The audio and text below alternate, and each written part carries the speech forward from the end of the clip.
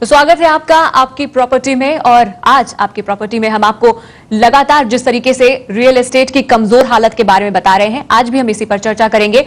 तमाम दिग्गज research agencies अपनी रिपोर्ट में दावा कर रही हैं कि रियल एस्टेट से मुनाफा हासिल करना अब मुश्किल का सबब बनता जा रहा है।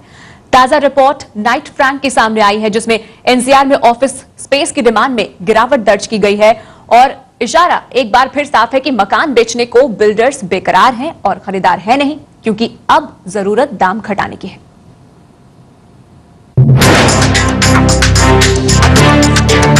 रियल एस्टेट का धंधा आजकल है मंदा। ना बिक रहे हैं घर, ना बिक रही है दुकान। निवेशकों के हौसले हो गए हैं पस्त। क्या एंड यूजर के लिए है मौका शानदार?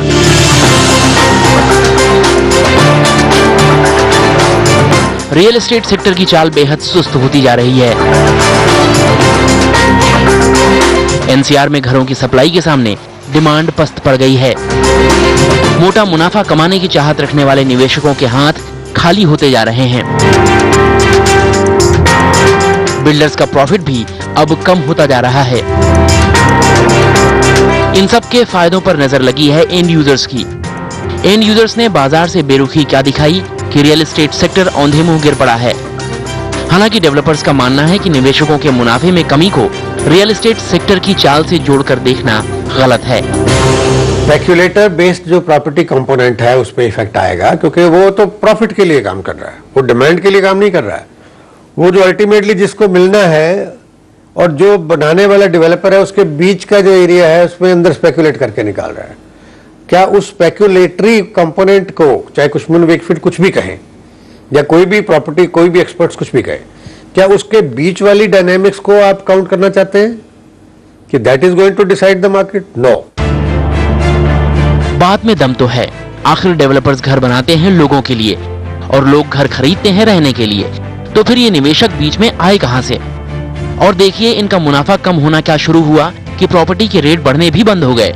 कम मुनाफे की वजह से निवेशक अब रियल एस्टेट सेक्टर से किनारा करने लगे हैं, यानी डिमांड में और कमी आ रही है।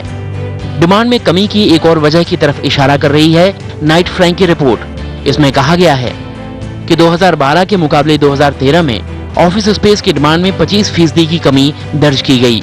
कुल डिमांड में 89% की भरपाई तो अकेले गुड़गांव, नोएडा ने की है। सबसे ज्यादा ऑफिस स्पेस की डिमांड करने वाला आईटी सेक्टर पिछड़ता जा रहा है।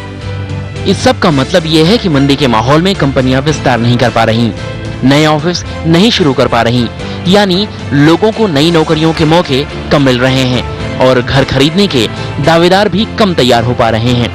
ऐसे में घरों की डिमांड में लगातार कमी होती जा रही है और रिसर्च एजेंसियां भी अपनी रिपोर्ट में यही बयान कर रही हैं। No doubt property market slow है। हमारा जो जीडीपी जो ग्रोथ है वो श्रिंक हो गया है। इसका इम्पैक्ट जरूर पड़ेगा। कहाँ हम पहले बात कर रहे थे इकोनॉमी 8-9% पे ग्रो करेगी, अगर हम अंडर 5 हैं। So no doubt Indian economy is in a bad shape, global economy is in a bad shape. Liquidity नहीं है हमारे रियल एस्टेट मार्केट में। डिमांड ऑब्वियसली इम्पैक्ट डिमांड पे हुआ है, तो अभी मार्केट स्लो है। मंदी के इन कारणों पर प्रॉपर्टी कंसल्टेंट्स भी मुहर लगा रहे हैं। प्रॉपर्टी की जो इन्वेंट्रीज हैं वो काफ़ी पाइल अप होती जा रही हैं और वो ऑल अक्रॉस इंडिया लेवल पे चल रही हैं, दिल्ली, मुंबई, मतलब एमएमआर, एनसीआर रीजन्स के अंदर। इसके अलावा एक और बड़ा मेजर रीज़न है, जो इन्वेस्टर्स का जो लिक्विडिटी है वो काफ़ी सूख चुकी है इस टाइम पे। Investor money is right now in a tight situation. 10 साल का ट्रैक रिकॉर्ड देखेंगे तो ऑन एन एवरेज 40-50% के आसपास रेजिडेंशियल प्रॉपर्टीज में लोगों ने रिटर्न ली है, बट 25% के बीच में रहेगी, क्योंकि रेजिडेंशियल मार्केट ऑलरेडी इतने पीक पे आ गई है कि इस टाइम कहीं ना कहीं प्राइसेस को रुकना पड़ेगा, वरना आम आदमी की रेंज से बाहर चली जाएगी प्रॉपर्टी।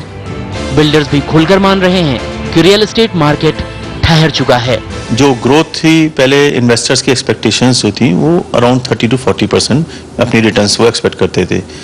नो डाउट उतनी रिटर्न्स उनको नहीं मिलेंगी। रिटर्न्स फिर भी 20 से लेके 25% एवरेज उनको रिटर्न मिलेंगी, पर this is the right time. जो कैश रिच लोग हैं, जिनके पास फंड सरप्लस हैं, अगर वो इस टाइम प्रॉपर्टी परचेज करते हैं तो उनको रिटर्न्स काफी अच्छी मिल सकती हैं इस टाइम। रियल एस्टेट मार्केट के बड़े बड़े दिग्गज मान रहे हैं कि प्रॉपर्टी मार्केट में मंदी है। कुछ दबी जुबान में तो कुछ खुलकर मान रहे हैं कि कीमतों में आगे बढ़ोतरी की गुंजाइश नहीं है। लेकिन हम जानना चाहते हैं कि जब डिमांड है ही नहीं और सप्लाई बढ़ती ही जा रही है तो दाम कम क्यों नहीं किए जा रहे? आखिर आम आदमी जो निवेशकों के मुनाफा कमाने की होड़ में एक अदद घर का सपना पूरा नहीं कर पाता, उसे क्यों वाजिब कीमतों पर घर दिलाने से रोका जा रहा है? Profit booking by speculators is not going to decide the market. The market is going to be decided by the actual demand, the actual supply. जब बिल्डर्स भी मानते हैं कि घर का सौदा तो डेवलपर और ग्राहक के बीच ही होना चाहिए, तो आखिर क्यों निवेशकों का मुनाफा बनाए रखने के लिए बिल्डर्स कीमतें कम करने को तैयार नहीं हो रहे? आदित्य केराना, दिल्ली, आज तक।